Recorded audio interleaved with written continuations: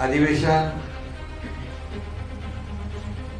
लोकांना प्रश्नाला लोकांच्या वाचा फोडण्यासाठी असतं, न्याय देण्यासाठी असतं आणि त्याचबरोबर लोकांचे विविध प्रश्न सोडवणूक करून घेण्यासाठी आपलं अधिवेशन असतं.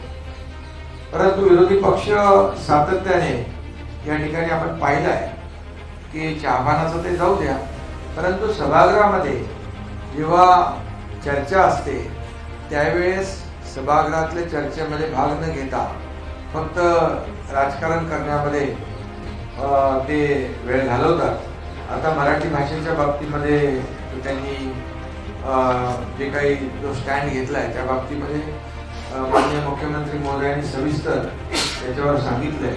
त्याच्यात मी एवढंच म्हणेन की त्यांनीच तो अहवाल स्वीकारला माननीय डॉक्टर माशेलकरांचा, त्याच्यामधल्या सगळ्या कमिटी मेंबर जे सदस्य होते त्यांची नावं मुख्यमंत्री महोदयांनी सांगितली आपल्याकडे.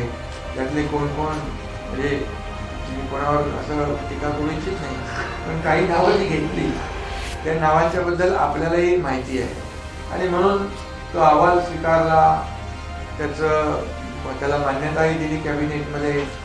आणि म्हणजे एक प्रकारे जेव्हा सत्तेमध्ये आपण असतो तेव्हा एक विचार असतो, सत्तेच्या बाहेर असतो तेव्हा दुसरी भूमिका असते. दुटप्पी भूमिका घेण्याचं काम म्हणजे एक प्रकारे चोराच्या उलट्या बोंबा कशा असतात हे या माध्यमातून या ठिकाणी त्यांच्या कृतीतून या ठिकाणी दिसून आलेलं आहे.